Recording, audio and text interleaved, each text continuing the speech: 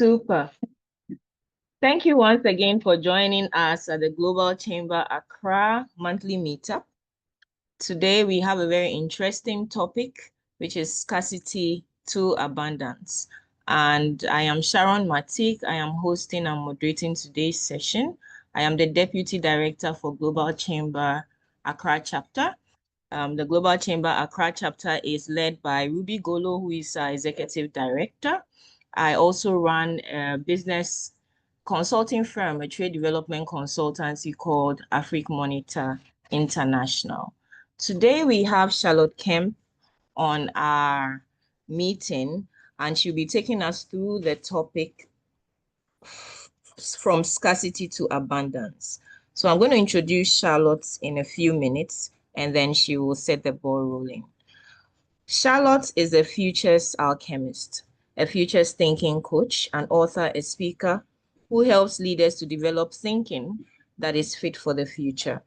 She is the past president of the Professional Speakers Association of Southern Africa and the Global Speakers Federation, and maintains membership for the Association of Professional Futurists. On the call, I heard that she is also the startup doctor. So she's also an author, and luckily for us, she has given us a copy of her book. So all attendees of today's session get to have a copy of her book, Two Trends That Explain the World Today. And the other book she has authored is called Prepare for the World Tomorrow. Charlotte enjoys exploring new ideas and their impact on the world. So thank you for joining Global Chamber Meetup. Global Chamber is a chamber of commerce that is global, as the name suggests, and the purpose is to make cross-regional expansion easy. So it's a chamber for leaders, business leaders, future leaders, anybody in leadership will find a great comfort and a great hub in Global Chamber, which is a connector from all parts of the world. We have 525 chapters globally and found in 195 countries. So Charlotte, do you want to start and give us an introduction to what will be the topic we'll be taking today? I Thank you. will do, Sharon. Thank you very much. And Ruby and Sharon, thank you very much for the invitation to share with your chapter. And Doug, it's always a delight for me to work with any of the Global Chamber chapters around the world because there is just such an amazing connection. And I promise I will join at some point once I have dealt with some of my other responsibilities. So as Sharon introduced me, I am a futurist. I'm an author, I speak, I run workshops and webinars, and I coach on futures thinking.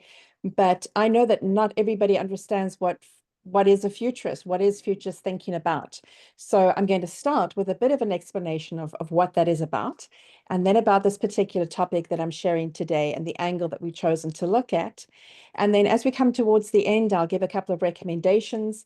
And as Sharon said, I sent her a copy of the book that this is based on for everybody. That book is available on Amazon, obviously, for anyone else, but it is, I've given it to you.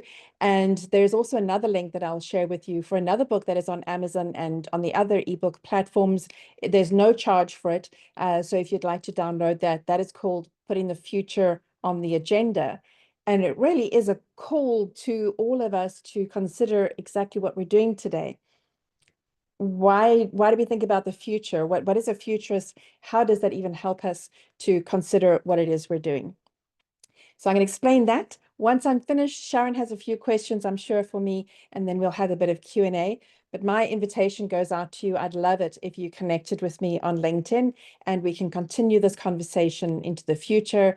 If anything starts to spark your attention or you imagine something and you want to check it out with me and have this discussion, I love that. I love testing how these ideas land in different parts of the world. And I'll explain why that's important in a short moment. So what is a futurist?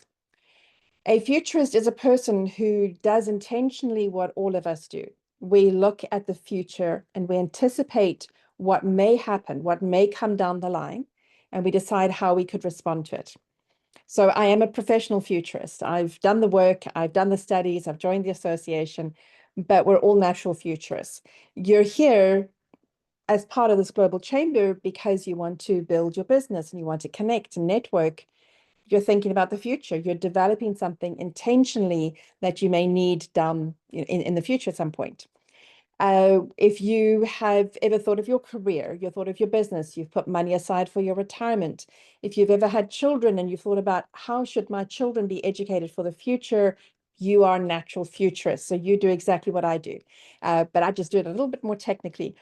So it's being intentional about the future. There's a lot of different tools and models we can use in futures thinking. So we have the Doctor of Startups. We have other business coaches here. You have tools and models that you use to help your clients. Futures thinking can use those same tools. We add in a few extra that we've developed, different futures have developed. So there's a range of different ways of approaching it. The two things that people most understand when we start to talk about futures thinking is trends and scenarios. So trends are trend reports that we get about marketing trends, or we see all these geopolitical trends. So there are various trends that happen, and if we pay attention to them, we may get some insight for our own business. The other is scenarios. If you have a business plan, which you should, if you have a business plan, you have a scenario about how your business could unfold. If you wanted to approach this with a futures thinking mindset, then you would have both a good scenario and a bad scenario, the worst case scenario. And you would work out those scenarios as intentionally as you would work out your own original business plan, which means that you can identify potential problems and potential opportunities, and you can find ways to respond to them. So scenarios are things we're familiar with. So trends and scenarios. There's a lot more to it, but we're going to look specifically at some trend stuff today. So let me find my presentation to share with you. All right. So we're looking at two trends that explain the world today. And I think this particular approach is quite important because there is a lot going on in the world, around the world, that is causing concern and bewilderment and fear and anxiety to different people in different ways. We have wars breaking out. We have genocides on this continent and elsewhere.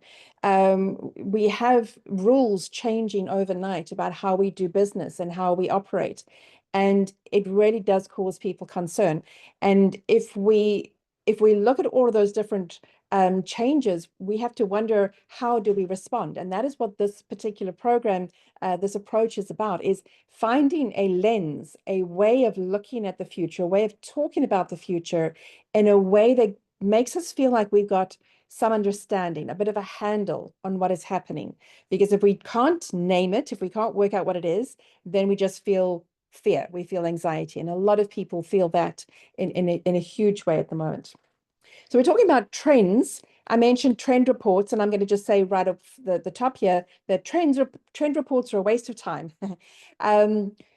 Every year around the end of the year, anybody who's in the futures field starts getting asked questions about what's coming next year. Every time there's anything big, then a trend report is commissioned. A lot of research goes into this. They are really worthwhile for the context that they are designed for. And this is probably one of the most important things I want to share with us today, is that the context that we think about what we're dealing with is paramount. It is the most important thing. So you could go and find some trend reports about marketing that apply to North America, that apply to Europe, that apply to South Africa. Do they apply to Ghana? Are they relevant for you or not? You need to understand and be able to read those trend reports in context. Anytime we see a headline about this is the way the future is, you want to just spend a few more minutes digging underneath that headline to see, where does it come from? Who is it talking about? What kind of people, what industry, what part of the world? Because it's relevant for that context, not necessarily relevant for your context. You can learn from it, but it doesn't mean that just because everyone's going back to work in Silicon Valley, that everyone has to go back to work in office in your part of the world, in Accra, in Cape Town, in Pretoria. It's not necessarily true that is going to be how it rolls out. So you need to look at any headline, anybody talking about trends, see it in context and see what you can learn. A lot of the work that I do personally is looking at how we see things differently in Africa than we do in other parts of the world. So with my professional speaking colleagues, we're having putting a lot of intentional effort into finding out who the speakers are in Africa, supporting each other, developing and providing resources for each other so that we can share our message to the rest of the world. When I look at the futures work, we have a futures journal talking about the futures work being done in Africa, not in other parts of the world, what is happening and is relevant here. So it's really important we understand that, because the first trend that we look at is the one that this particular meeting is titled under. It is the trend of, and it's a continuum, it's from scarcity to abundance. So I want you to think about it as a continuum. It's not things are scarce or they're abundant. There's kind of like this moving amount that goes backwards and forwards on this continuum. We'll dig into this a little bit more. Where do we see scarcity and abundance? We live on a planet that is abundant with water. But Cape Town recently, a few years ago, came out of a terrible drought where we were reduced to 50 liters of water per person per day. That's not enough to bath or shower. That's enough just for basic things. People were lining up to get water coming out of the wells that came off the mountain. We had a scarcity of water in Cape Town. But in the Eastern Cape, a couple of hours drive, there was water. In Durban, there was plenty of water, but not where we were. So it is very contextual. We need to really understand the time and the place that we're looking at. This concept of scarcity to abundance is quite important because it's a mindset. When I first started talking about this topic, I was chatting to some people on LinkedIn, and I had quite an interesting exchange with a colleague in Nigeria. And his whole position was Africa never had scarcity before colonization. We had an abundance of anything we needed. And the scarcity that we experienced in terms of financial opportunities, work opportunities, resources, education, any scarcity that we have is an artificially imposed scarcity that was imposed on this continent so that the wealth of Africa could be extracted for use in other parts of the world. And that's quite a serious consideration for us to think about and see how much of our mindset is something that we have inherited or has been imposed on us that isn't necessarily true. Think about a restaurant that just has fantastic food and has a waiting list for tables. Inside of that restaurant, there is an abundance of good food. But outside of that restaurant, there could be a homeless person in the alley waiting for somebody to throw something away so that they can eat that what is thrown away. That person is experiencing scarcity right next to a space of abundance. And the more we understand this, the more we will be able to change how we respond to what is happening in the world now and what could happen in the future. So scarcity to abundance, we're going to come back to this. But the other trend continuum that I talk about is the one that goes from binary to fluid. So where scarcity to abundance is about the resources we have, the access to things and opportunities. Binary to fluid is about identity, about how we think about ourselves. And I know some people will naturally think about, personal identity, gender identity, and things like that. And that is true. But this whole binary to fluid identity is much broader than that. There's many people who have a very fixed mindset and approach to who they are in terms of the work that they do. And if that work is no longer required, that person is in a crisis because they cannot see themselves doing anything else. They cannot see how their skill set in one field can become a competency that they can apply somewhere else. And if we don't see that, then that person is stuck in that one place. They become redundant. because they don't know how to apply their skills. They're retrenched, they're out of work, they have no opportunities. Whereas if they could be more fluid about how they think about the work that they do, then they could find other opportunities to move into. The reason I think about this often is that I had an uncle many years ago who was a fitter and a turner. He had gone to trade school in the UK. He had learned the skill set, and that was the job he did. And when the company no longer needed fitters and turners, and I don't even know what that is, I'm afraid to say, but when they no longer needed that, he didn't have a job and he didn't know how to get another job. Did he have to go back to school and learn things all over again? Because he couldn't work out how to use that skill set to move into a different space. And that is something that we really, really need to look at in today's world. We need to be very flexible about the work that we're doing because things are changing so rapidly. And the more they change, the less important are those old titles that we had because they don't work anymore. We don't need switchboard operators because we don't anymore. It's a technology, it's a skill set we don't need.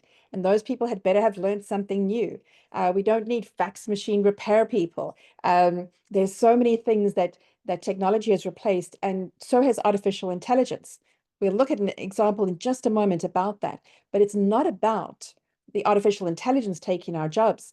It's about us not being flexible in how we think so that we can adjust to new requirements and new skill sets that are still in need, that many people are looking for. So we have those two concepts. Let's have a look at them and see how they apply, because we're talking about business. So I'm sure we're all familiar with a good 2x2 model. So what we have here is a continuum of scarcity to abundance. It's not one or the other. It's a continuum. So there's a little bit of scarcity in one place, a lot in another place, etc. And we need to be able to think about that moving backwards and forwards.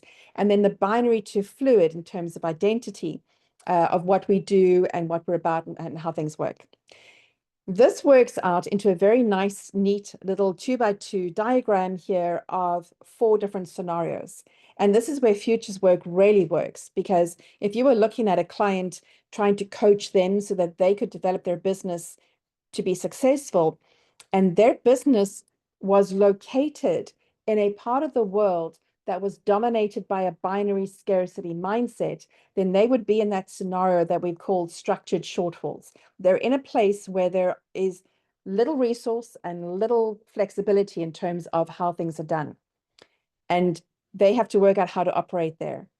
And if they don't want to operate there, if they've got thinking that is down there in the abundant fluid quadrant where they think, oh, there are so many opportunities, so many amazing things that we can do with all the technology today. This is so exciting. We can find new clients and new markets, but they're operating in this place. It's not going to work. So there has to be that kind of harmony between them. Either that company has to adjust to the context that they're located in, or they need to relocate themselves to a different part of the world where there is a different kind of thinking. The same thing happens if you are working in a company, if you're working with clients and you've got this really abundant mindset, you are flexible in your thinking, you can respond to challenges and disruptions. There's so many opportunities, and you know that even if bad things happen, you know that you can pick yourself up, you know that you can help your client, you know that you can achieve new things. You're in that space. But the client that you're working with is really anxious, really locked into a binary scarcity mindset, into a survival mindset, because they're scared. If they're stuck there, you can't bring all these great ideas to them, because all you will do would be to reinforce the fact in their mind that they can't do this, that they can't respond, that there's no options for them. So there is a bit of an ethical approach and a bit of integrity that is required if your mindset is very different from how your client thinks. So you need to work out how to get that aligned. In the book that I've shared with you, there's a section there about a model called conscious futurist. And it also talks about that. Like if somebody's at the survival level and you're at a different level, you need to be able to understand and help them or work at their level to help them to get to the next stage of thinking. So we have these different quadrants. We don't need to get into them. I don't want to kind of get bogged down in any of this, but I want to give you one example of how a concept can be thought of differently. And we'll use the concept of artificial intelligence because it is the one that everybody's talking about. So first of all, if we're talking about artificial intelligence, we need to know that it is a tool, and like any tool, a paintbrush, a car wrench, any tool or model that we use, it is neutral. It just sits there doing nothing until we apply our thinking to it, until we use that tool to create something. And we can use that paintbrush and paint something beautiful, or we can paint like I paint, which is really not nice at all. It's very messy. It's not aesthetically pleasing because I don't know how to use this tool. So any tool that we're talking about creates things based on how somebody uses it.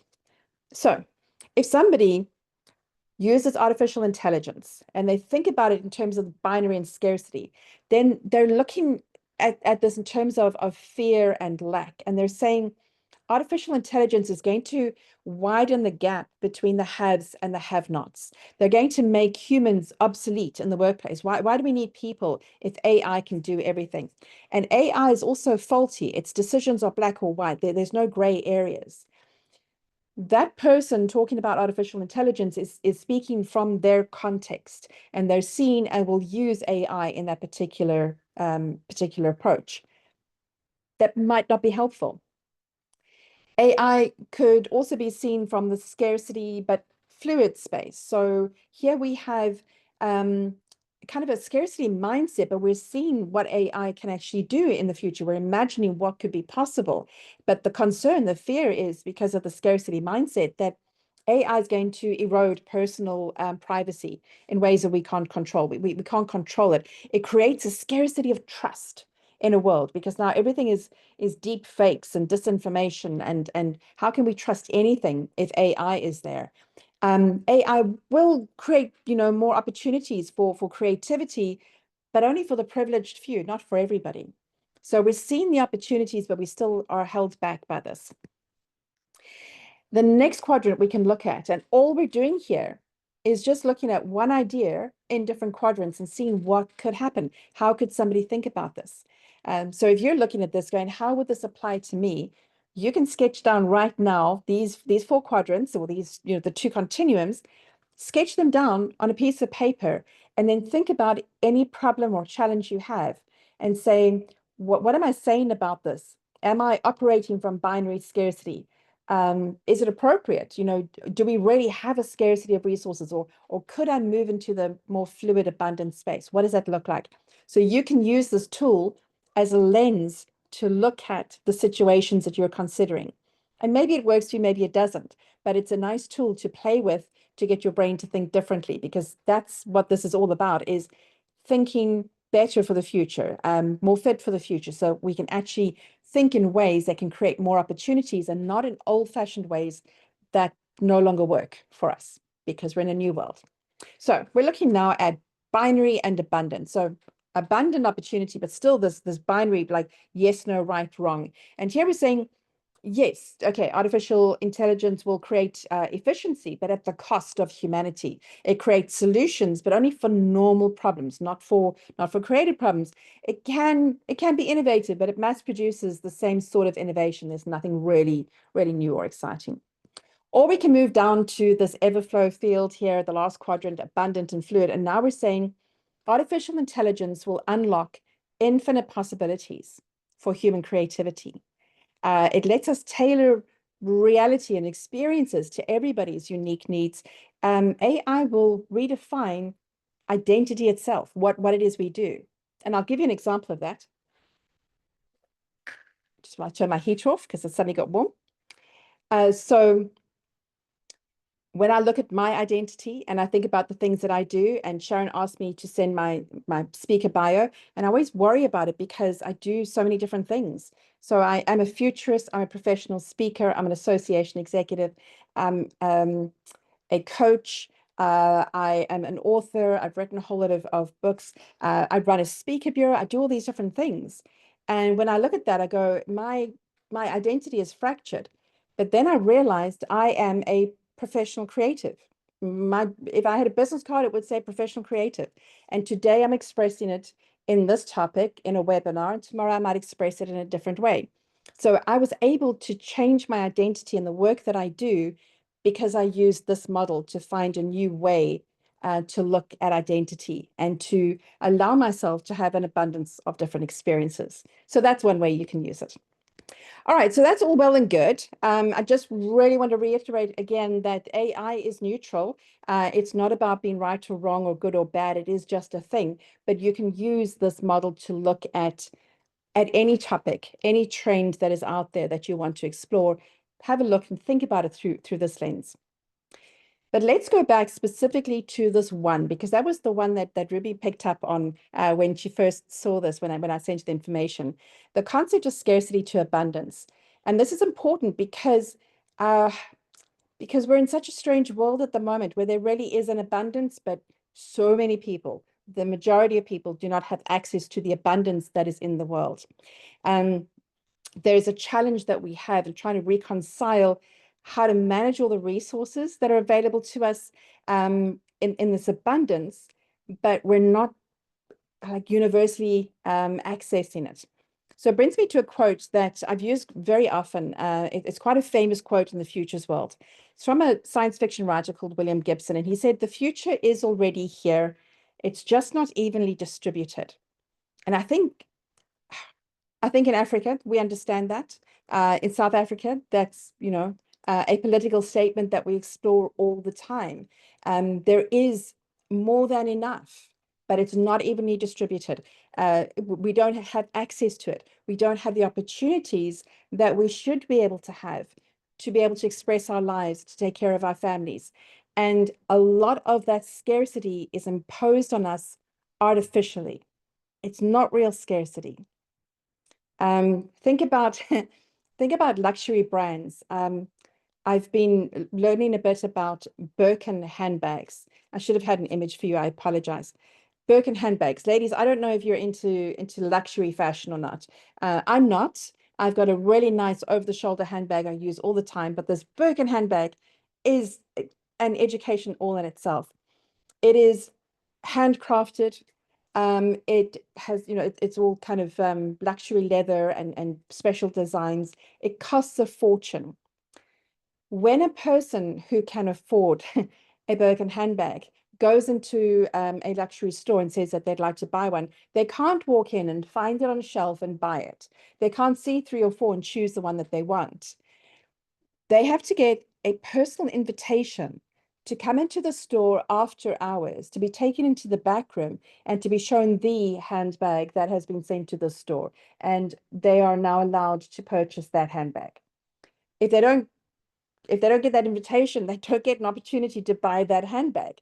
And all of that is artificially created scarcity to make that product more desirable by a particular market segment that wants that luxury good, that wants to walk around with a Birkin handbag so that everybody who sees that Birkin handbag knows that that person has got money and connections that you don't have because you don't have a Birkin handbag.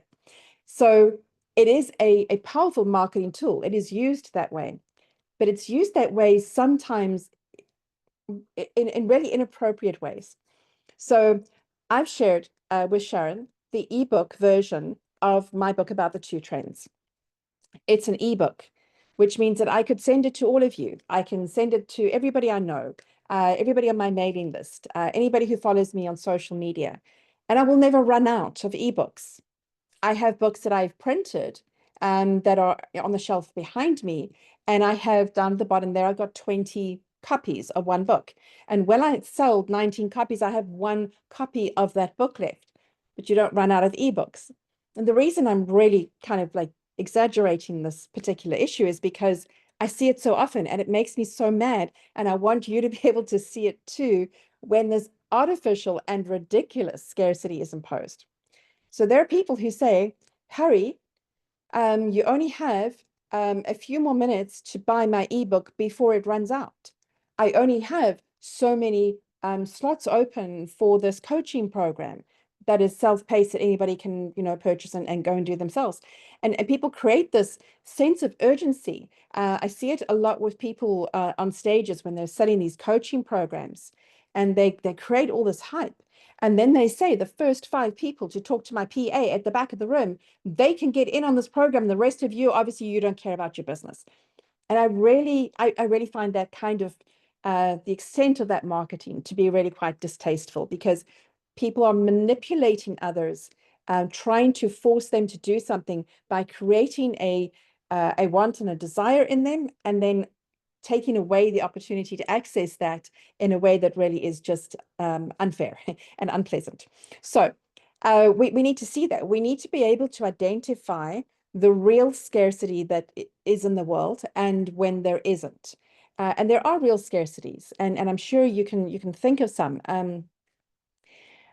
My nephew has cancer, and he needed a bone marrow transplant.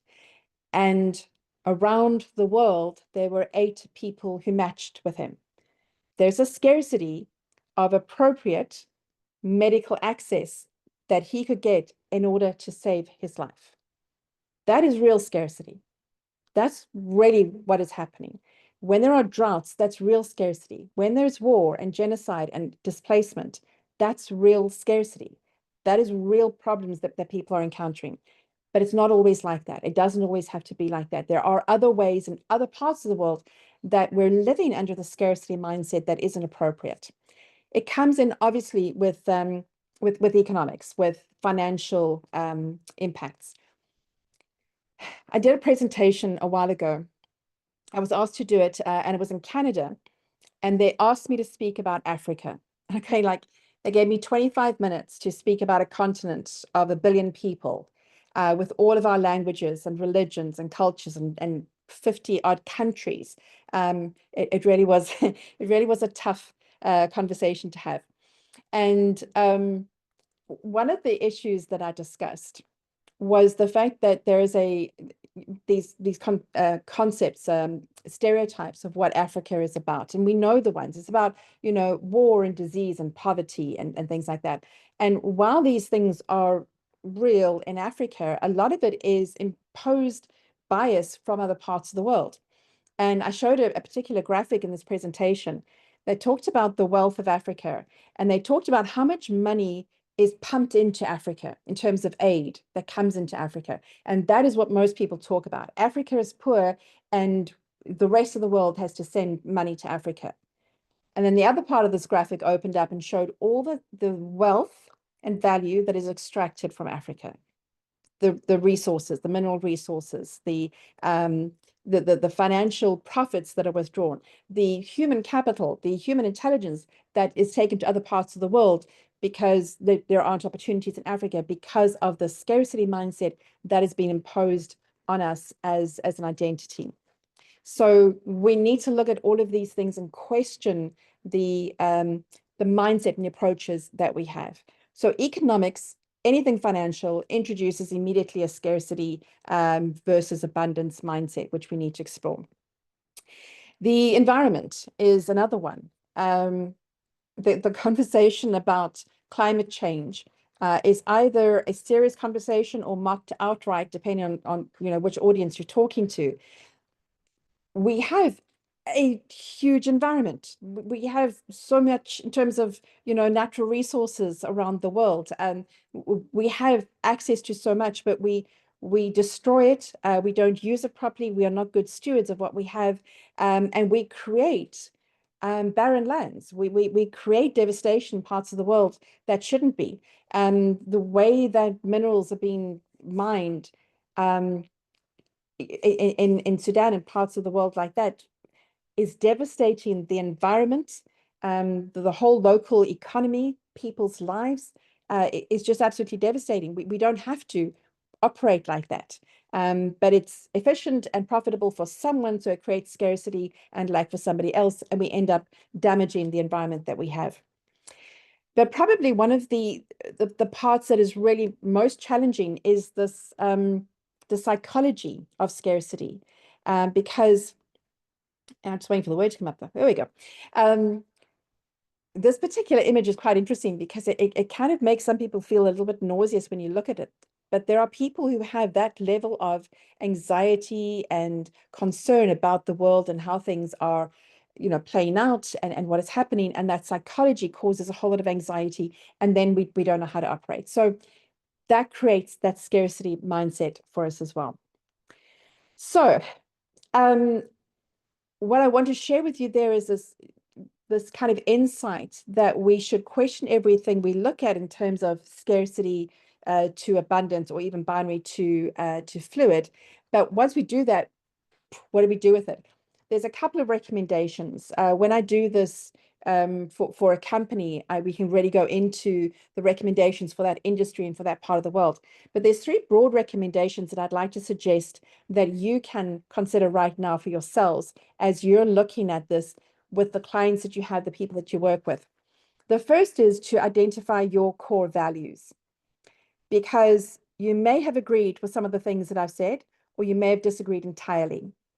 And it doesn't really matter to me whether you're agreeing or disagreeing, but they're indicating to you what your core values are.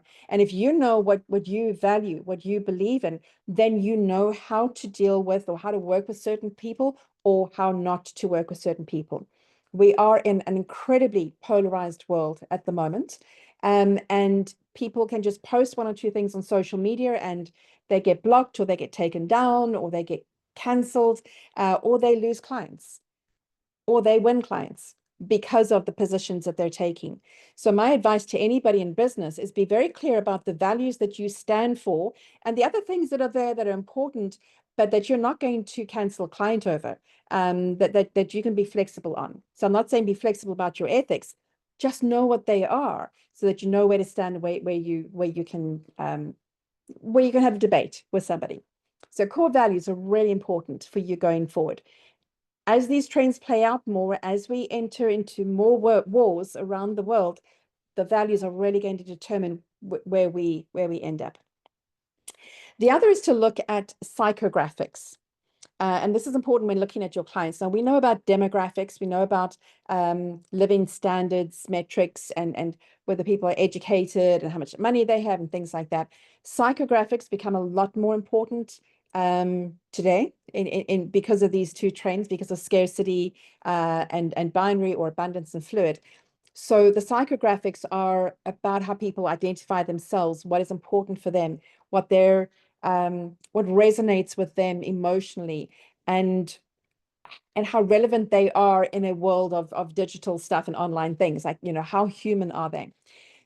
There are going to be people, again, that you're going to win or lose as clients because of their psychographics or because of yours. So it's not so much about the regular things we've looked at, but more about those values and important things that you want to look at. Then the last recommendation is for you to start to think of yourself as a futurist. So I said at the beginning, you are a natural futurist, but start to think like a futurist, which means that you start to look at how things will pan out a couple of extra steps down the line. You start to plan additional scenarios, beg your pardon, so that you can explore deeper into a topic. The book that I have that I'll share with you just in a moment in the chat is a book called Put the Future on the Agenda. And it is this conversation about why is it important for us to think like a futurist? What will it bring to us? What will it bring to the conversation about how trends are playing out, or how we deal with scarcity and abundance in a world with abundance, but we're experiencing scarcity? What does it look like? When you start to think like a futurist, you'll start to be able to answer those questions. So this is my summary of those recommendations. Get clear on your values, know the psychographics of your market and your ideal client so that you can resonate with them, and develop your own futures literacy. Start to think like a futurist. And when you do that, you will be able to have so many more opportunities that are more meaningful for you, and you'll be able to understand the headlines that are around the world that just are not making sense for you at the moment. So I'm going to stop sharing in a moment. I'm sure Sharon's got a few questions, and then other people have as well. And in the chat, I'll pop some ways for you to connect with me. I really would love to continue this conversation.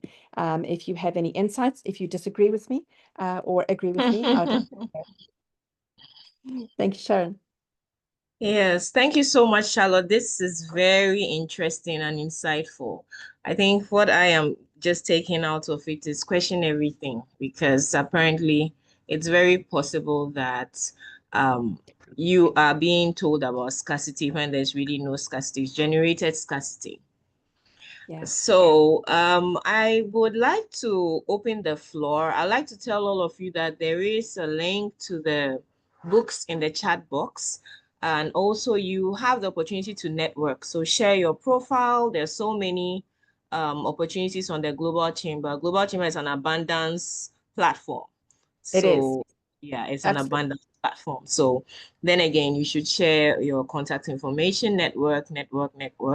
And then also you can put your questions in the chat box. So Charlotte, my question is, how does one still have a scarcity mindset in the midst of abundance? Like what a person will be in the midst of many things, be in the midst of many opportunities, and yet they still feel that there are limited opportunities, limited slots. Maybe they have opportunity to make a lot of money or there's money all around them, but they will still be poor. They will still feel there's nothing good, there's no opportunity for them. Why do you think this happens to some people? Mm. Part of it is definitely it's kind of connected to upbringing and to culture. Um, so and I'll just confess from my own family side, my parents did not have a lot of opportunities when they were growing up. They didn't get to go to university. Their families did not have a lot of wealth. So when they prepared my brother and I for school and for whatever came afterwards, they didn't want us to be too ambitious in case we're disappointed.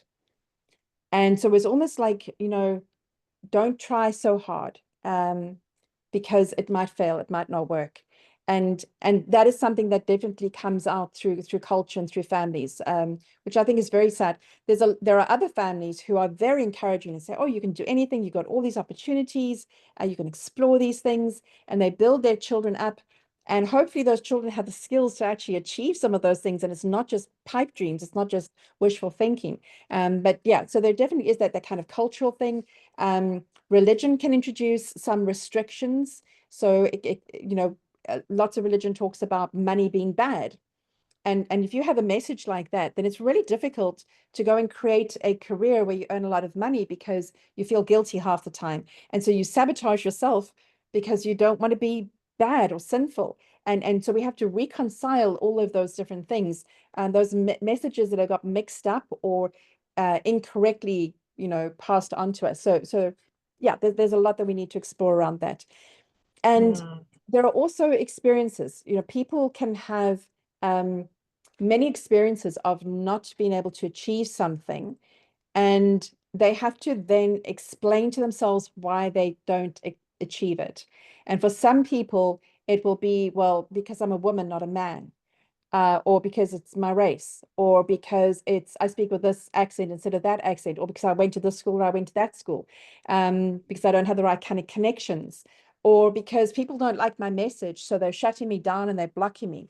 And then I've seen people do that, say, people are preventing me from speaking, but they're not. That person just hasn't communicated well enough. And in this world where things are really fast paced, where everything changes so quickly, where things are so complex, where there is actually an abundance of opportunity. I mean, who thought that I could sit here in Cape Town and talk with you on the other side of Africa, Yeah, and have Doug here from the States, and we're all in this meeting together? That is an yeah, abundant opportunity. But there are yeah. people who will not take advantage of this.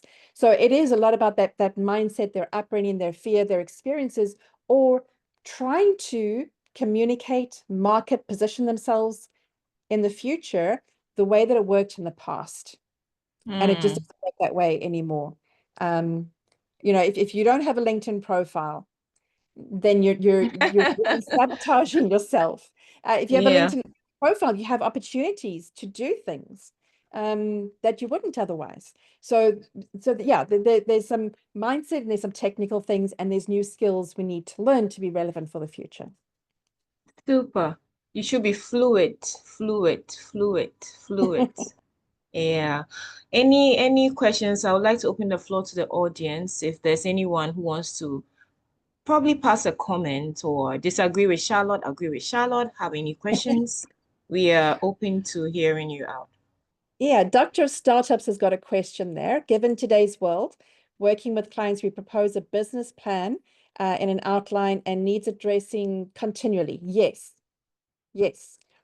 I bought a franchise business years ago, like in another lifetime. And I had to go to the bank and, get an overdraft and a bit of a loan and things like that. So I needed a business plan. So I downloaded a template from online. I'm sorry if I'm making you feel pain here because I did this really badly. And then I filled in all the things and I printed it out and I took it to the bank and I got my accounts and everything. And then I put the business plan away and we just went about business every day. You won't be surprised to learn that the business failed and I lost a lot of money that I had to deal with. Don't worry, I wrote a book about it so that I would make sure I learned the lessons. But for me, that business plan was a requirement, a thing to tick off and do, but I didn't know how to use it. It wasn't a tool that I could use. It was a document that somebody else wanted that didn't make sense to me. So the plans that we need to develop now need to be a lot more flexible. So like I mentioned just now, we would create not just one business plan, but three. So you got your regular run-of-the-mill, this is how I'd like business to be. Then you create the awesome, amazing business plan, the best case scenario. But what if next week you have the best client ever and they just love your stuff and they're going to just take up so much of your time and so much of your product, or there's going to be so much money. Your biggest problem is going to be, how do you spend all this money? All right. Your worst case scenario is, what if something happens next year, later this year, that makes COVID looks like child's play? What if all these wars turns into something that really affects us here in Again. how do we deal with that? You need all three of those business plans. You need to create and work through all three of them. And the reason for the good and the bad one, I mean, obviously, practically, because you need to know what needs to happen. But the first thing that you do, if you do an exercise like that, and I'm sure that there's more than a few coaches here who work with clients, when you do an exciting business plan, like your brain doesn't know that it's just a plan. It doesn't know that's real. So it creates the chemicals, you get happy, you feel excited, your pupils get larger, you feel good, all right? It's a chemical cascade in your brain, into your body, and you're like on chemical drugs, all right? Your own brain drugs. It's not a good place to make a decision. So when you get excited about something, you don't want to make a decision in that moment because you're not being practical. The worst case scenario creates the opposite. The fear and anxiety, the sweaty palms, the noisy ears, the spots in front of your eyes. That anxiety happens from the worst case scenario plan. You need to actually work through them. The first reason is to work through those emotions, to allow your brain to do the chemical thing, for your body to respond, for you to remind yourself this is just an exercise. This is not real. It's not really happening. It's just an exercise. Then you can make the plans and you can sit down and say, if this was going to happen, the worst case scenario, do I have too much debt? Do I have too many staff? Am I committing to renting property that's too big that I'm not going to be able to take advantage of? And then it's going to cause me. So how can I be flexible and fluid right now so that I don't overcommit to something where if something bad happens that's in my scenario, I'd be able to respond. So you do that and you create better plans now because you're anticipating the worst, or better plans now because you're anticipating the best. Those plans are flexible. And in the process, you've identified a number of flags, indicators, metrics that will show you which path you're on. And that helps you to identify where you are and to keep that business plan real and alive, because that business plan that you're operating on lives between your worst case and best case scenario, and you're always seeing how it interacts and you're seeing how things are changing. So you actually work the plan instead of just putting it into the drawer. That is what I would recommend. Wow. Great points there. And if there are no other questions, I have more questions. So what are the telltale signs that as a business, you're moving towards scarcity? Maybe business or individuals, what are the telltale signs Yeah. that So One of the things we do, there's a really nice tool that we use in futures thinking. It's one of those like iceberg models. So it's called causal layered analysis. But what it is at the top, you have a whole lot of metrics, the data that you're looking at. And those would be the sales figures and revenue and how many customers you have and how much engagement you have, or whatever it is that you're measuring. And very often when we look at that and those figures aren't good enough, like there isn't enough money in the bank, there isn't enough number of clients, then we just try and make more. We try and do something here rather than looking below it to see what the system is and what is happening below that. So I would think that's the very first thing that any of us could do is to look at our businesses and say, what are the systems that we've created to create these, figures, the sales figures or the engagement figures, whatever it is. And we need to look at that system and make sure that that system is flexible enough for the world that we're in today. And if it's not flexible enough, we're going to have problems. But when those things start to, when the figures start to look bad, and we just try and make them look better, like do something up here quickly, incentivize somebody, that is a sign that we're not understanding our business, because that iceberg model, there's so much below that. There's the systems, then there's the worldview that you have, then there's myths and metaphors about how you actually feel like your business belongs in the world and you belong in the world and the value that you have. And if we're just fussing up here, then we have a serious problem. So that first thing is looking at the figures, trying to make them better is a very good indication that we're not understanding our business and we're not really appreciating the abundance and the flexibility of everything that is possible in that business. So it starts from the core, I think. So the structure to generate whatever itself should be fluid and abundant in its approach. All right. Yeah. Hi. And so I can have a see, yeah, please go ahead. Hi. And This please, is you can Rabia raise Umar. your hand in the chat in the Sorry. call. You can always raise your hand and Thank we'll you. call. Hello, Okay. Charlotte. Hello, Sharon. This is Yes. Rabia Umar. I'm the author of the book Crisis International Criminal Court. I've written this book and I've published it. I'm very thankful to you for this session, and especially what you spoke on artificial intelligence. I have a question to Charlotte. One of the challenges right now in the African region, I've been traveling to Kenya, Tanzania, and everywhere in Africa, and I've been meeting businesses there. And I think one of the challenges they're facing right now is the succession planning part. This is becoming very crucial. So how could AI relate to business succession planning, and what are your suggestions for that? I think AI is just one component of what we should be looking at. But I think if we're looking at succession planning of businesses for the future, it really requires a whole mindset shift. I've got to get that tongue-tied.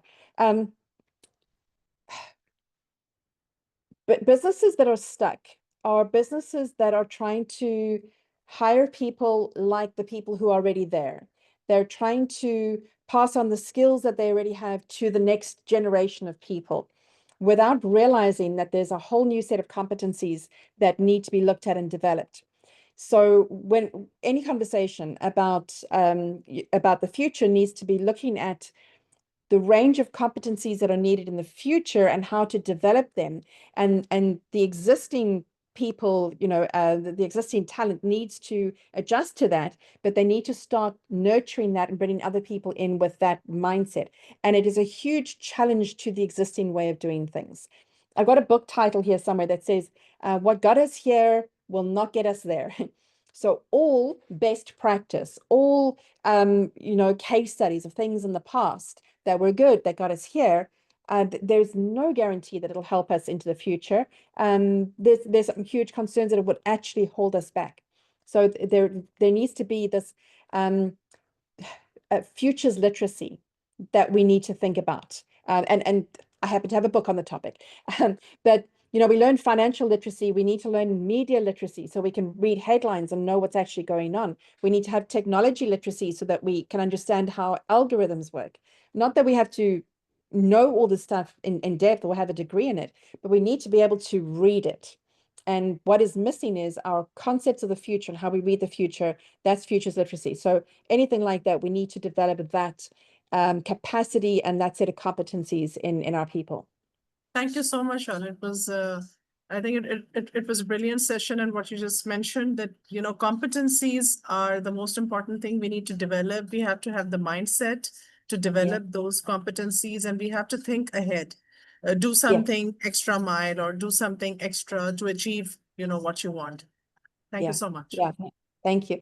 And those competencies are interesting because, like I said, with the skills example is, a lot of people get a skill set in one place and they don't know that they can't see how it can be used in other places. But when we step back and look at those competencies, then we can develop competencies in one field and then move to another field. We need to learn, like, you know, they talk about soft skills and hard skills. I hate that. I think it's such a, it doesn't help us because those soft skills are the most important skills. They're the core skills. They're what really make us work or not. The hard skills are things that can be learned. We can go on a course and learn something and get, you know, an education in that. But it's really difficult. I mean, it requires coaching and intention for us to change our core way of being or our core way of thinking. And people with a scarcity mindset with a great degree in artificial intelligence may still be a real hindrance to a company. And their fancy degree means nothing because they got the wrong core set of skills that are required. Thank you so much, Charlotte. Thanks a lot. Thank you so much, Rabia. And Doctor of Startup says that mindset is a choice, choose well. And my take home also is what got us here will not get us there. I see our able leader, Ruby Golo, on the call. Ruby, I don't know if you want to pass a few comments. I also see Doug on the call, and I would like them to give us some conclusive statements. Hi, Ruby. Hi, Sharon. Thanks for moderating this so nicely. And thank you, Charlotte. I really enjoyed the section. One of the things that came to mind when you were talking is we take for granted most of the time repeated clients that tend to give us quite a significant revenue. I mean, speaking for myself, I realized that at the end of the year, I do get a lot from repeated clients, and that really hits me to go back and see what exactly is bringing them back and what more can I do to improve that. So what I want to leave with everybody is let's look out for those clients that are most of the time repeated and ensure that we keep them coming back. That is one of the, Yes. Sorry, Ruby, if I can add to that, because that is so important. I found that good repeat clients are people who understand that they are growing and developing and that we are growing and developing as well. And so, you know, a presentation like this, you know, I don't expect everybody to go and, you know, become a futurist and go and study for it or anything. But just by getting a few more skills and insights or models or approaches can immediately help you, because now you've developed your thinking and you immediately bring more value to your client, which is really important. So that's why, you know, I'm very open about wanting to share the books and content that I have, because if you have access to that, then you can create those same kinds of skills in other people, and we keep passing it on, and it's better for all of us. Absolutely. Thank you so much for your time today. Thank you, Sharon. There are some events in the chat box. You could register to attend any of them. Our next Accra meetup event is on export to the UK. So if you are interested in the UK market, we have a beautiful, insightful, informative session for you at our next month's meeting. In the meantime, Doug is on the call, so I think Doug would like to pass a few comments. And also, don't forget, Charlotte gave us a gift on this webinar. So every participant has access to the book. It's Two Trends Shaping the World Today. I have shared it in the chat box. You can download your copy and Hello, Doug. I think maybe he slipped off the call.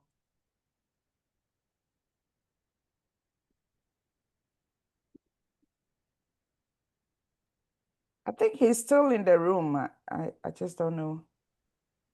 Okay. Mhm. Yeah. Okay, he's unmuting.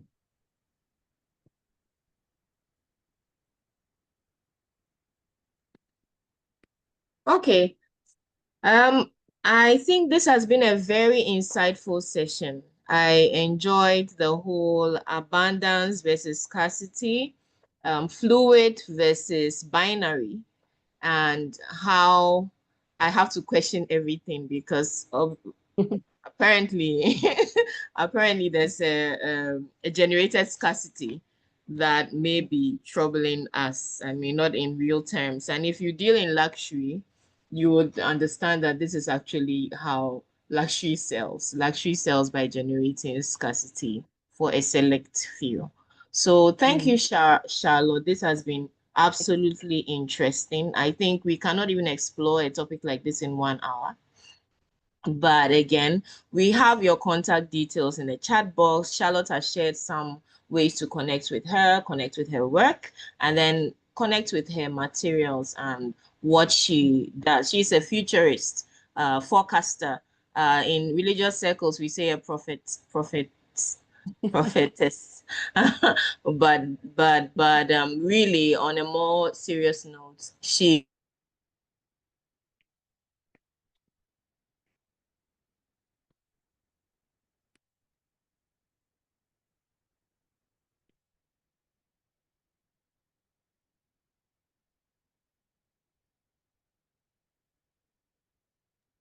Looks like we've lost Sharon. She may Yeah. be having some internet connect Okay. issues. Okay. Would you want to say your last words for us to close? Oh, Ruby, I just want to thank you and everyone else for the invitation to share, and very happy to engage at any point. And I'd love to hear if anybody's got any questions or comments later on, and we can explore that with them as well. So thank you very much, Ruby. Thank you, Sharon. Thank you. Thank you, everybody, for joining us today. We really appreciate your time, and we look forward to having you back 29th of July. All the best for the rest of the week. Bye. Everybody, bye-bye. Bye. Thank you. Bye.